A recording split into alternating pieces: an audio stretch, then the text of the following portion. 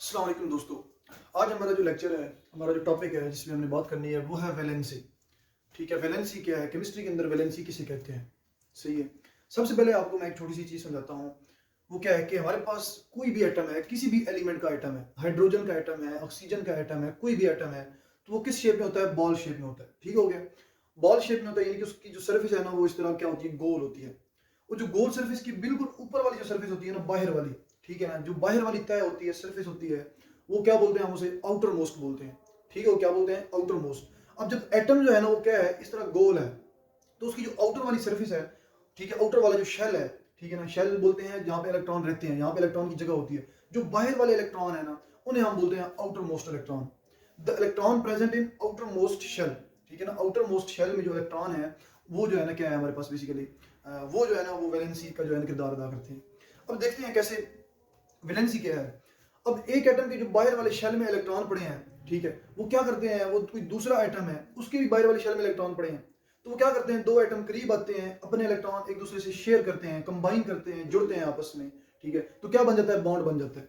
ठीक है, दो एटम के दरमियान क्या बन जाता है? बॉन्ड बन जाता है। इस तरह दो एटम, जब बाहर वाले जो इलेक्ट्रॉन, दोनों एटम के बाहर वाले इलेक्ट्रॉन प्रेजेंट हैं, जब एक दूसरे के करीब आएंगे तो क्या बन जाएगा? बॉन्ड बन जाएगा।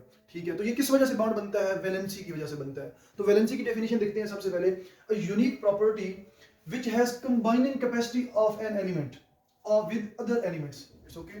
एक ऐसी प्रॉपर्टी, एक ऐसी खसूसियत, एक ऐसी जो है ना, आप कह सकते हैं प्रॉपर्टी, जो कि एक एलिमेंट को दूसरे एलिमेंट के साथ क्या करती है? जोड़ती है, कंबाइन करती है। ये क्या है? वैलेंसी है। It depends upon the number of electrons in the outer most shell. अभी मैंने आप लोगों को आउटर मोस्ट शेल का कॉन्सेप्ट समझाया है कि आउटर मोस्ट शेल क्या है, उसमें जितने भी इलेक्ट्रॉन प्रेजेंट हैं, ये बेसिकली वैलेंसी उस पर डिपेंड करती है। ठीक है ना, वैलेंसी का जो इन्हिसार है वो किस पे है? वो आउटर मोस्ट शेल पे है। आउटर मोस्ट शेल में जो इलेक्ट्रॉन प्रेजेंट है उन पे है। एग्जाम्पल देखते हैं।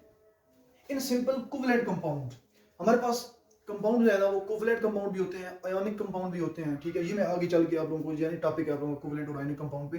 ठीक है, कोवलेंट और आयोनिक बॉन्डिंग भी है, ये भी हम आगे चल के डिस्कस करेंगे। तो यहाँ पे simple covalent compounds, the valency of hydrogen and chlorine is 1। ठीक है, हाइड्रोजन का जो आउटर मोस्ट शेल है ना, उसमें एक इलेक्ट्रॉन है। क्लोरीन का भी आउटर मोस्ट शेल है, उसमें भी एक इलेक्ट्रॉन है। लेकिन जो ऑक्सीजन है, ऑक्सीजन का आउटर मोस्ट शेल में दो इलेक्ट्रॉन है। इसी तरह नाइट्रोजन का जो आउटर मोस्ट शेल है, उसमें कितने इलेक्ट्रॉन है? 3 इलेक्ट्रॉन है। ठीक है, कार्बन है, कार्बन की जो आउटर मोस्ट शेल है, उसमें कितने इलेक्ट्रॉन है? 4 इलेक्ट्रॉन है। अब देखिए, जितने एक इलेक्ट्रॉन एक बॉन्ड बनाएगा दूसरे एटम के साथ, ठीक है, ये ध्यान में रखना है।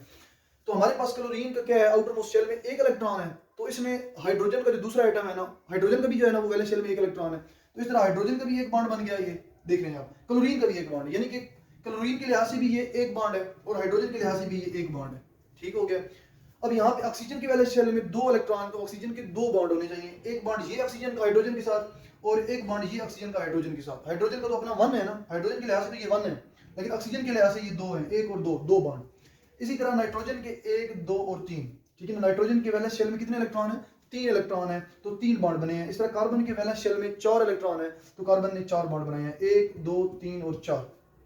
हाइड्रोजन के लिहाज से ये एक बॉन्ड है हाइड्रोजन का बस, ये भी हाइड्रोजन के लिहाज से हाइड्रोजन के लिए एक है, लेकिन कार्बन के लिहाज से ये 4 बॉन्ड है हाइड्रोजन के साथ। ठीक है, इसे हम हाइड्रोक्लोरिक एसिड बोलते हैं, इसे हम वाटर बोलते हैं, H2O जिसका फार्मूला है, और ये हमारे पास NH3 अमोनिया है, और ये हमारे पास CH4। ठीक है ना, 4 हाइड्रोजन और एक कार्बन, इसे हम मीथेन गैस बोलते हैं। जो घरों में गैस इस्तेमाल करते हैं कुकिंग के लिए, खाना बनाने के लिए गैस इस्तेमाल करते हैं, वो मीथेन गैस है बेसिकली। ठीक हो गया, ये हमारे पास सिंपल कोवेलेंट कंपाउंड की बात कर रहे हैं हम। ठीक है, कोवेलेंट कंपाउंड में ये जो बॉन्ड होता है वो कोवेलेंट बॉन्ड होता है, इस बॉन्ड को हम कोवेलेंट बॉन्ड बोलते हैं, इसीलिए इसको हम जो है ना, इन कंपाउंड्स को कोवेलेंट कंपाउंड्स बोलते हैं। दूसरी मिसाल जो है ना, हम एग्जांपल ले लेते हैं। ये पहला था हमारे पास कोवेलेंट कंपाउंड, ठीक है ना, एग्जांपल कोवेलेंट कंपाउंड की थी। अब आगे चलते हैं हम आयोनिक कंपाउंड्स में। In simple ionic compound the valency is the number of electron gained और lost by the atom of an element to complete its octet. सबसे पहले ऑक्टेट का जो है ना, वो थोड़ा सा समझा देता हूँ। कोई भी एटम स्टेबल उस वक्त हो जाता है, स्टेबल का मतलब ये होता है कि मजीद रिएक्शन नहीं करता। ठीक है ना, वो एक जगह पे बस यानी कि रुक जाता है, अपने आप को स्टेबल कर लेता है, मजीद किसी को छेड़ता छाड़ता नहीं है, मींस के कोई और किसी और एटम के साथ रिएक्शन नहीं करता। ठीक है ना, ऑक्टेट का मतलब ये है कि जब उसके वैलेंस शेल में 8 इलेक्ट्रॉन पूरे हो जाएंगे, उसके वैलेंस शेल में 8 इलेक्ट्रॉन पूरे हो जाएंगे, हाइड्रोजन के अलावा, हाइड्रोजन और हीलियम के अलावा जब उसके वैलेंस शेल में 8 इलेक्ट्रॉन पूरे हो जाएंगे, तो वो क्या हो जाएगा? स्टेबल हो जाएगा। ठीक हो गया। और भी कुछ हैं जो जो है ना वो ऑक्टेट रूल को फॉलो नहीं करते, ये हम डुप्लेट रूल और ऑक्टेट रूल आगे जाके पढ़ेंगे कि ये क्या है, ये भी आपके सिलेबस में है, ठीक है। तो आयोनिक कंपाउंड की बात कर रहे थे कि वैलेंसी क्या है, नंबर ऑफ इलेक्ट्रॉन गेन्ड और लॉस्ट। अब आयोनिक कंपाउंड में क्या होता है कि यहाँ पे तो ये हो रहा है कि इलेक्ट्रॉन शेयर हो रहे हैं, एक हाइड्रोजन का इलेक्ट्रॉन है और एक नाइट्रोजन का इलेक्ट्रॉन है, ठीक है ना, तो आपस में इलेक्ट्रॉन क्या हो रहे हैं, शेयर हो रहे हैं। लेकिन आयोनिक कंपाउंड्स में एक इलेक्ट्रॉन पूरा, ठीक है, एक एटम से, यानी कि ये वैलेंस शेल है, इसके वैलेंस शेल में से एक इलेक्ट्रॉन पूरा निकल के दूसरे एटम के पास चला जाता है, ठीक हो गया। यानी कि पहले तो ये था कि इसके वैलेंस शेल में एक इलेक्ट्रॉन ने बॉन्ड बनाया, ठीक है, कोवलेंट कंपाउंड में, लेकिन आयनिक कंपाउंड में क्या है कि ये इलेक्ट्रॉन पूरा निकल के दूसरे एटम के पास चला गया, ये हमारे पास आयनिक कंपाउंड है। Simple ionic compound valency is number of electron gained, यानी कि कोई भी एटम आने वाले इलेक्ट्रॉन को गेन कर रहा है, ले रहा है, और लॉस्ट, या जो वो एटम जो इलेक्ट्रॉन दे रहा है, ठीक है ना, वो लॉस्ट कर रहा है, उसका एटम लॉस्ट हो रहा है, निकल रहा है वहां से, by the atom of an element to complete its octet.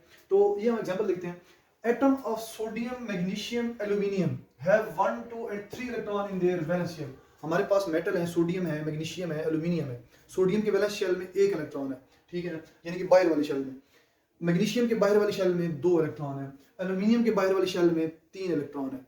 अब ये इलेक्ट्रॉन शेयर नहीं करेंगे, ये इलेक्ट्रॉन लॉस्ट करेंगे, यानी कि देंगे इलेक्ट्रॉन। सोडियम के पास एक इलेक्ट्रॉन है, वो अपने आउटर मोस्ट शेल वाला एक इलेक्ट्रॉन किसी और को दे देगा और खुद जो है ना आसानी से बैठ जाएगा, ये है सोडियम। इस तरह मैग्नीशियम है, मैग्नीशियम के वैलेंस शेल में 2 इलेक्ट्रॉन है, वो अपने 2 इलेक्ट्रॉन दे देगा किसी और एटम को और आसानी से बैठ जाएगा, यानी कि स्टेबल हो जाएगा। इस तरह एल्यूमिनियम के वैलेंस शेल में 3 इलेक्ट्रॉन है, वो 3 दे देगा और खुद जो है ना आसानी से बैठ जाएगा, इस तरह जो है स्टेबल हो जाएगा। तो ये अपने इलेक्ट्रॉन, सोडियम 1 इलेक्ट्रॉन देता है, मैग्नीशियम 2 देता है, एल्यूमिनियम 3 इलेक्ट्रॉन लॉस्ट करते हैं, ठीक है ना, ये लॉस्ट का हमने लफ्ज पढ़ा है यहाँ पे। They lose या lost, they lose these electrons to have valency of 1 2 3 respectively, ठीक है। जब ये अपने इलेक्ट्रॉन्स देंगे तो उनके पास क्या हो जाएगी, एक वैलेंसी जनरेट हो जाएगी, ठीक हो गया। यानी कि सोडियम अपना एक इलेक्ट्रॉन देगा, ठीक है, तो उसके पास उसकी वैलेंसी दोबारा लेने की एक ही होगी ना, ठीक है। अब इस तरह मैग्नीशियम है, मैग्नीशियम अपने 2 इलेक्ट्रॉन किसी को देता है, ठीक है, तो उसके बाद उसकी जो वैलेंसी है लेने की वो 2 ही रहेगी। एल्यूमिनियम है, वो 3 किसी और एटम को देता है, तो उसके बाद जो लेने की वैलेंसी दोबारा है वो 3 की होगी, क्योंकि उसने 3 लास्ट किए थे, 3 की जगह थी बस। On the other hand, elements having 5 or more than 5 electrons in their valence shells gain electrons to complete their octet. अब ऐसे एटम जिनके पास, मैंने पहले आपको बताया कि ऑक्टेट जो है ना 8 इलेक्ट्रॉन पूरे हो जाए ना तो वो एटम बिल्कुल स्टेबल हो जाता है, ठीक हो गया। लेकिन इस केस में अब 1 2 3 इलेक्ट्रॉन्स हैं, अब जिसके पास 1 इलेक्ट्रॉन है वो 7 इलेक्ट्रॉन कहाँ से लाएगा, जिसके पास 2 इलेक्ट्रॉन है वो 6 इलेक्ट्रॉन और कहाँ से लाएगा 8 को पूरा करने के लिए। उसके लिए आसान यही है कि वो एक अपना दे दे किसी और को, उसके लिए ये आसान है कि वो 2 अपने किसी और को दे दे, बनिस्बत इसकी कि वो जो है ना 6 इलेक्ट्रॉन या 7 इलेक्ट्रॉन या 5 इलेक्ट्रॉन, 3 के केस में 5 इलेक्ट्रॉन बाहर से लेके आए, मुश्किल है ना उसके लिए, तो इसलिए अपने 1 2 3 आसानी से दे देता है। इसलिए तो दूसरी साइड पे कुछ एलिमेंट ऐसे हैं जिनकी वैलेंस शेल में 5 इलेक्ट्रॉन है। अब जिसके शेल में 5 इलेक्ट्रॉन है वो 5 देगा नहीं, बल्कि वो अपना ऑक्टेट 8 पूरे करने के लिए 3 दूसरे एटम से लेगा, ठीक हो गया। जिसकी वैलेंस शेल में 5 मोर देन 5, यानी कि 5 से ज्यादा है, 6 हो गए, 7 हो गए, ठीक है। अब जिसके पास 6 है उसे 2 और चाहिए, ठीक है, वो अपने 6 लूज तो नहीं करेगा, 6 देगा तो नहीं, वो क्या करेगा, वो 2 लेगा और अपने 8 पूरे करेगा, सही हो गया। इसी तरह हमारे पास जो है ना जो 7 वाला है, ठीक है, फर्ज करें एक एटम के वैलेंस शेल में 7 इलेक्ट्रॉन है, तो अब उसके लिए बहुत आसान है कि वो एक इलेक्ट्रॉन लेके बॉन्ड अपने 8 पूरी कर ले और स्टेबल हो जाए, बनिस्बत इसकी कि वो अपने 7 इलेक्ट्रॉन दे। 7 इलेक्ट्रॉन देना तो बहुत मुश्किल बात है ना, ठीक है, वो जस्ट क्या करेगा, एक इलेक्ट्रॉन लेगा और अपने ऑक्टेट पूरा करेगा, 8 इलेक्ट्रॉन पूरे करेगा और स्टेबल हो जाएगा। On the other hand, elements having 5 or more than 5 electrons in their valence shell gain electrons to complete their octet, ठीक हो गया। For example, nitrogen, oxygen and chlorine have 5 6 and 7 electron। Nitrogen के valence shell में कितने electron हैं, 5, ठीक है, तो ये क्या करेगा, ये 3 और लेगा, क्या बनाएगा, अपना ऑक्टेट कंप्लीट कर लेगा, ठीक है, 8 इलेक्ट्रॉन पूरे कर लेगा। ऑक्सीजन है, ऑक्सीजन के वैलेंस शेल में 6 इलेक्ट्रॉन है, वो 2 और लेगा और अपने 8 पूरे कर लेगा, स्टेबल हो जाएगा।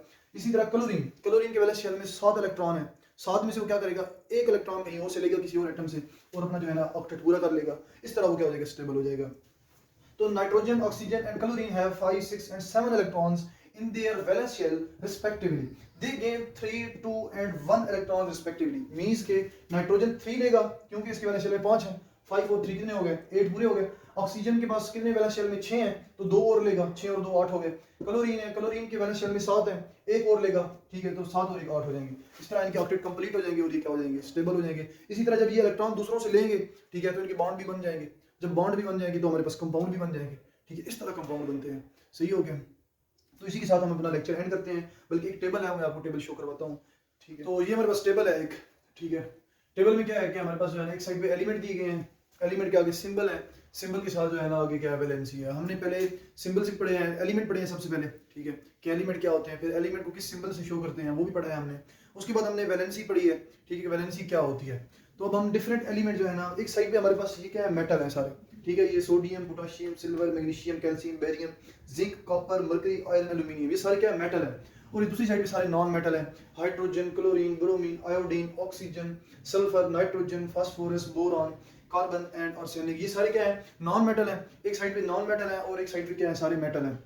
ठीक हो गया। हमेशा जो है ना वो क्या होता है कि हम देखते हैं सिंबल देखते हैं। अब सबसे पहले हमारे पास जो है ना वो नॉन मेटल सोडियम है, सॉरी मेटल सोडियम है। सोडियम का सिंबल हमारे पास क्या है, Na, first letter capital, second letter small. ठीक हो गया, ये हमने पहले भी जो है ना ये चीज पढ़ी है। सोडियम का सिंबल Na है और इसकी वैलेंसी 1 है, यानी कि इसके आउटर मोस्ट शेल में 1 इलेक्ट्रॉन है।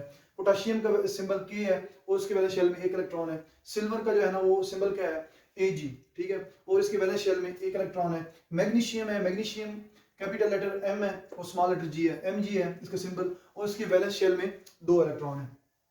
कैल्शियम है, कैल्शियम का जो है ना वो सिंबल Ca है, Ca, और इसकी वैलेंस शेल में 2 इलेक्ट्रॉन है। बेरियम है, बेरियम का सिंबल Ba है और इसकी वैलेंस शेल में 2 इलेक्ट्रॉन है। जिंक है, जिंक का सिंबल Zn है और इसकी वैलेंस शेल में 2 है।